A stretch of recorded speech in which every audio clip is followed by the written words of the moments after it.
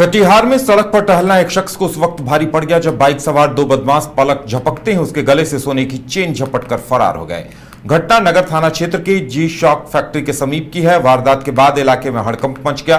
बताया जा रहा है कि विनोदपुर निवासी उज्जवल कुमार बंधु अपनी पत्नी के साथ सड़क पर टहल रहे थे। इसी दौरान बाइक पर सवार दो युवक वहां पहुंचे। दोनों ने हेलमेट पहन रखा था जिससे उनकी पहचान नहीं हो सकी। बाइक सवार बदमाशों ने मौका मिलते ही उज्जवल कुमार बंधु के गले पर झपट्टा मारा और सोने की चेन खींच ली। घटना इतनी तेजी से हुई कि उज्जवल कुमार और उसकी पत्नी कुछ समझ पाते इससे पहले ही दोनों बदमाश सड़क से बाइक से फरार हो गए। अचानक हुई इस वारदात से दंपति भी सख्ते में आ गए। घटना की जानकारी मिलने के बाद स्थानीय लोगों की भीड़ मौके पर जुट गई। लोगों ने आसपास बदमाशों की तलाश करने की कोशिश की लेकिन उनका कोई सुराग नहीं मिला। बताया जा रहा है कि चेन स्नैचिंग की इस वारदात के बाद पुलिस मामले की जांच में जुट गई है।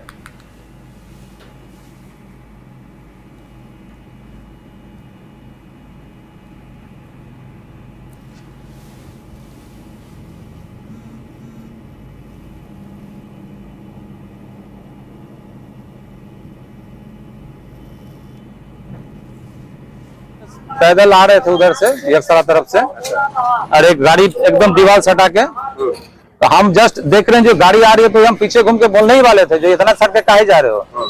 दो लड़का बैठा हुआ था हेलमेट पहन के और तुरंत पीछे मेरे पीछे यहाँ चेन पहना था, ऐसे खींचा उसको पकड़ते पकड़ते वो बाइक स्पीड करके, खाली रास्ता था, लाइट भी चली गई थी, लाइटें तक नहीं चला। हाँ उसी समय लाइट भी एकदम कट गया। कौन सा बाइक था? बाइक शायद ग्लैमर या पल्सर, दोनों में से कोई होगा। हम तो अंदर में ध्यान नहीं देता है। हाँ ब्लैक कलर में था। दो लोग थे हेलमेट पहना हुआ था। कीमत होगा चेन का? कितना कीमत होगा ये तो अब वो तो मेरा शादी में मिला हुआ था वही चेन पहन।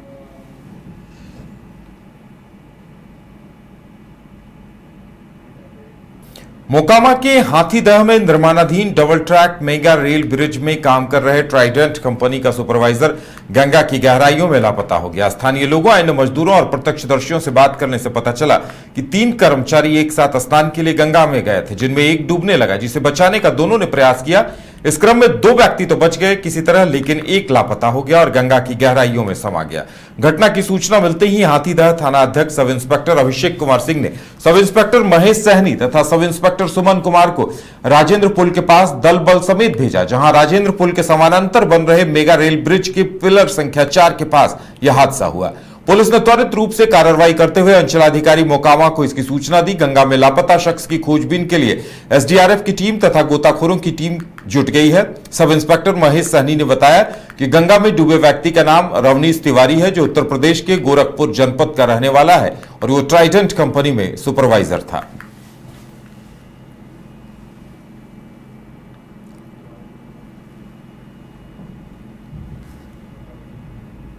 तीन आदमी नहा रहे थे और 2 आदमी डूब रहे थे। हम लोग गए बचाने, एक आदमी बच गया, एक आदमी दिखाई नहीं। तो क्या वो लापता हो गया? लापता हो गया, मतलब डूब गया। तो क्या नाम था उनका? तिवारी। कौन सा तिवारी? सुपरवाइजर थे हमारे। अच्छा, कौन तिवारी? पूरा नाम बताइए। रवनेश तिवारी शायद उनका। अच्छा, कहाँ के रहने वाले थे? यूपी के। यूपी में कहाँ? यूपी में आप पता नहीं है कहाँ का। आपका क्या नाम है? मेरा नाम वासिफ अली है। तो आपके सामने ये घटना हुई है, देख रहे थे आप? हाँ, मैं यहीं पे बैठा था। ट्राइडेंट कंपनी में जो है 2 कर्मी काम करने के बाद गंगा किनारे में नहा रहे थे, जिसमें नहाने के क्रम में जो है कुछ पानी की धारा में जो है वो एक व्यक्ति डूब गया। उसको बचाने के लिए जो है दूसरे व्यक्ति ही आए, एक आदमी बचा लिए, एक आदमी डूब गया और वो पता नहीं चला। और उसका नाम है रवनीश तिवारी, गोरखपुर उत्तर प्रदेश के रहने वाले हैं। हम लोग जो है प्रयास है लगे हुए हैं, गोताखोर के द्वारा खोजबीन किया गया। यहाँ पे 3 आदमी नहा। बिहार के पूर्वी चंपारण जिले के मोतिहारी व्यवहार न्यायालय में उस वक्त हड़कंप मच गया जब जेल भेजे जाने की प्रक्रिया के बीच 3 सगे भाई कोर्ट की कस्टडी से चकमा देकर फरार हो गए। जमानत याचिका खारिज होने के कुछ ही देर बाद तीनों आरोपियों के गायब होने से न्यायालय की सुरक्षा व्यवस्था पर भी गंभीर सवाल खड़े हो गए हैं। मामला मुफस्सिल थाना क्षेत्र के मधुबनी घाट का है। यहाँ के रहने वाले मुंशी शाह, हरि शाह और हरेंद्र शाह ने सोमवार को मोतिहारी व्यवहार न्यायालय में आत्मसमर्पण किया था। आत्मसमर्पण के साथ ही उनके अधिवक्ता की ओर से जमानत के लिए आवेदन भी दाखिल किया गया। मामले में न्यायालय के समक्ष सुनवाई भी हुई, लेकिन कोर्ट ने तीनों आरोपियों की जमानत याचिका स्वीकार नहीं की। जेल भेजने की प्रक्रिया के दौरान फरार जमानत याचिका खारिज होने के बाद तीनों आरोपी फरार हो गए और इस बीच वहां अफरा तफरी का माहौल हो गया। आरोपियों के अचानक गायब होने की जानकारी मिलते ही कोर्ट परिसर में अफरा तफरी मच गई। सुरक्षा कर्मियों और अन्य लोगों ने न्यायालय परिसर के अलावा आसपास के इलाकों में काफी देर तक उनकी तलाश की, लेकिन तीनों का कोई सुराग नहीं मिला। कोर्ट प्रशासन ने नगर थाना में इस पूरे मामले को गंभीरता से लेते हुए न्यायालय के पीठ लिपिक जितेंद्र कुमार ने आवेदन दिया है। आवेदन के आधार पर पुलिस ने तीनों आरोपियों के खिलाफ प्राथमिकी दर्ज कर ली है। घटना की सूचना तत्काल पीठासीन पदाधिकारी को भी दे दी गई है। अब तीनों को जल्द गिरफ्तार करना पुलिस के लिए एक बड़ी चुनौती बन गई है।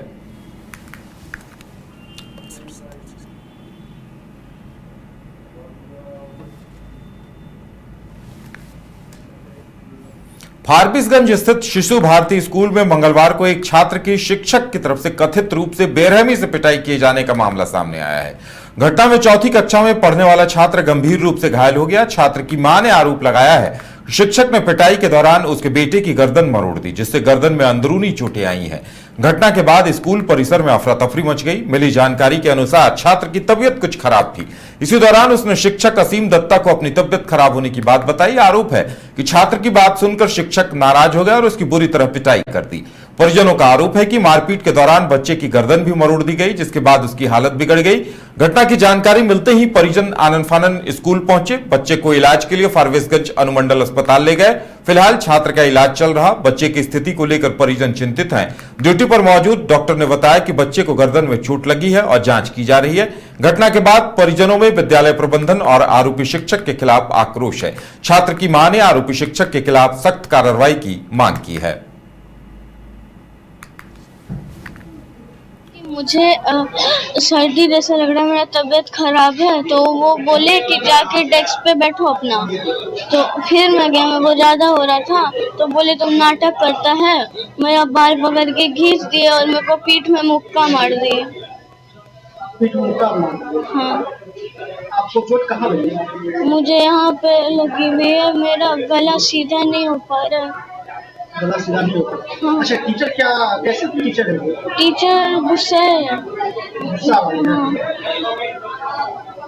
क्या नाम है टीचर का? आसिम दत्ता। आसिम दत्ता। आसिम दत्ता। हाँ। कौन से स्कूल में पढ़ते हैं आप? मैं शिशु भारती स्कूल कितनी क्लास में पढ़ते हैं? 4th में पढ़ते हैं। हाँ। तो फिर क्या हुआ जब सर जो आपको मारे, उसके बाद क्या हुआ फिर? उसके बाद मैं थोड़ा देर बैठा, मेरे को बहुत ज़्यादा दर्द होने लग गया, तो मैं प्रिंसिपल ऑफिस गया। वहाँ पे सर मेरे को स्प्रे लगाया, उसके बाद बोले कि बैठो। मैं बोला कि घर पे कॉल कर देना, मेरा तो घर पे कॉल किए। बच्चे के साथ में ये हुआ कि बच्चा का तबीयत खराब लग रहा था। वो बोले सर मुझे ना सर्दी जैसा लग रहा है और फीवर जैसा। तो वो बोले कि जो क्या कहता है ठीक है बैठो डेस्क पे। वो बैठा दिए। तो फिर बोला बच्चा कि सर मैं तबीयत ज्यादा खराब लग रहा है, तो नाटक करते हो बोल के जो है ना बाल पकड़ के खींचे जोर से, बहुत जोर से, जैसे कि गर्दन में मोच आया और पीठ पे मुक्का मारे उनको, जो बच्चा का गर्दन टेढ़ा हो गया है। तब कॉल गया है स्कूल से, हम लोग आए हैं, तो प्रिंसिपल मिलने ही नहीं दे रहे थे हम लोग को। हम तो वो टीचर को बुलाइए, हमको उनसे बात करना, वो मारे क्यों ये जानना, नहीं बुला रहे थे। कितना कहने पे कितना क्या हुआ, तब जाके वो टीचर आए। गलती हो गई सर, ऐसा कैसे होता है? बच्चे को मारने के बाद आप सॉरी बोल दिएगा, उससे हो जाता है? स्कूल में जब बच्चा सुरक्षित नहीं हो, कहाँ सुरक्षित रहेगा? सर हम जब से हैं स्कूल में तब से तो ऐसी कोई भी जानकारी मुझे नहीं दी गई। पेरेंट्स ने ये कहा कि हाँ मतलब 2017 या 18 में हमारे बच्चे के साथ किसी टीचर ने ऐसा किए थे कभी, तो पता नहीं सर, मुझे उस समय की तो कोई जानकारी नहीं है। सर स्कूल में क्या फर्स्ट एड वगैरह है कि नहीं? है सर, वो सारी व्यवस्थाएं हमारे स्कूल में है। फिर अस्पताल में वहाँ गाड़ियों के लिए नावल में डाला, किसी तरह के उपचार वगैरह नहीं सर, ये सारा सर गलत आरोप है। बच्चे से भी आप पूछ लेंगे, और अगर आप बच्चे के गर्दन पर हाथ रखेंगे आप ना, आपको खुद पता चल जाएगा कि फर्स्ट एड बच्चे का स्कूल में हुआ है या फिर नहीं। बच्चा जैसे आके बोला कि बाल पकड़ के उसको थोड़ा सा झुलाया गया, जिससे हो सकता है गर्दन में स्प्रेन आ गया होगा, तो उसके लिए एक्सरे में किसी तरह का अभी तो हमको नहीं दिक्कत दिखा, तो उसे हम ऑर्थो सर्जन के पास उनको बोल दिए ओपिनियन ले लेने के लिए। ऑर्थो सर्जन को दिखा करके क्या बच्चे की स्थिति काफी ठीक है ना? हाँ बच्चा ठीक है, अभी वही गर्दन में दर्द है। चोट का निशान वगैरह कुछ? घर रहने का मकान भर नहीं, ये खुशियों की तिजोरी है।